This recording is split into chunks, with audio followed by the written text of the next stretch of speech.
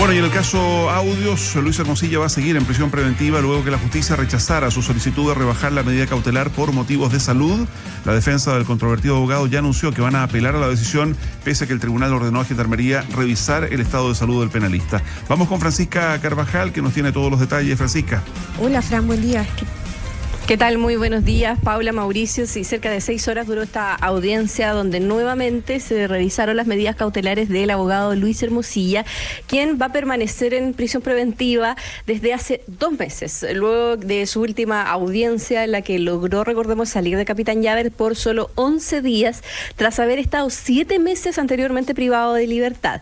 Esta vez, su defensa intentó rebajar su medida cautelar apelando a 2 puntos principales. Uno es la participación de Hermosilla en uno de los delitos más graves que se imputa en este denominado caso Audio, que es el delito de cohecho, que se investiga por el presunto pago de 17 millones a un funcionario del Servicio de Impuestos Internos, hecho que, recordemos, quedó descubierto en el ya conocido audio que grabó Leonarda Villalobos.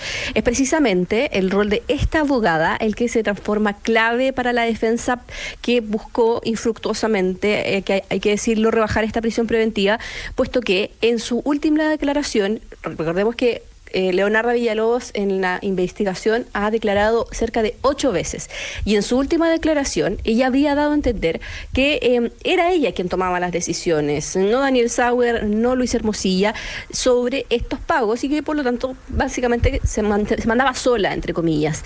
Y ese fue el principal argumento de la defensa de Luis Hermosilla para decir que él no tenía participación en estos delitos. Bueno, explica el fiscal del caso, Miguel Ángel Orellana, finalmente cómo se dio esta argumentación de forma infructuosa, ya que ellos contaban con los antecedentes para refutar aquel argumento.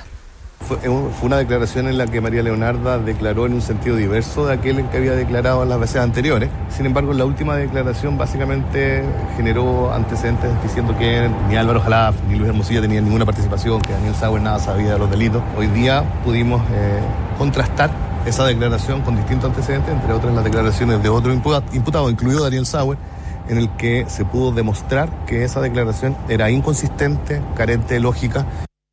Ya, ahí la explicación de la Fiscalía, más bien el argumento del Ministerio Público en este caso y en esta etapa, digamos, donde se volvía a pedir el cambio de medida cautelar de Luis Hermosilla, con el argumento central, ya decíamos, Fran, de su delicado estado de salud. Es lo que ha planteado con harta fuerza su hermano Juan Pablo Hermosilla, su abogado además. Se hablaba de 2 cuadros cardíacos complejos. La Corte no tomó en cuenta esos argumentos para mantenerlo con prisión preventiva, ¿no? No, bueno, el tribunal en este caso reconoce la existencia de estos problemas de salud, pero no los considera como de alta gravedad para poder rebajar la medida cautelar. Es el principal argumento de la defensa de Luis Hermosilla, precisamente este estado de salud, que ellos aseguran que se ha visto muy deteriorado en los últimos 7 meses en prisión preventiva. Tuvo al menos 2 alzas de presión, teniendo que ser llevado incluso en una oportunidad al hospital penitenciario. Aseguran que en una oportunidad incluso se demoraron más de 1 hora en atenderlo.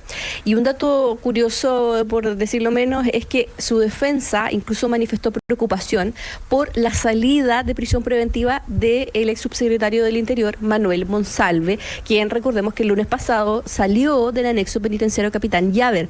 Ustedes recordarán que Manuel Monsalve, además de ser subsecretario del Interior en su momento, él es médico. Entonces, él estaba en la celda contigua, Hermosilla, y con esto Hermosilla pierde a este compañero que lo atendió en uno de estos episodios, lo que a él le generaba mucha tranquilidad, por lo menos tenerlo cerca ante cualquier eventualidad. Eso manifiesta ello.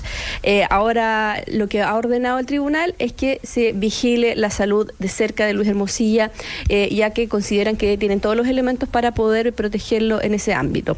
Ahora, respecto a lo que mencionábamos al principio y los antecedentes que finalmente fueron descartados por la Fiscalía y por el tribunal, y que su defensa, Juan Pablo Hermosilla finalmente critica a la Fiscalía respecto al primer punto.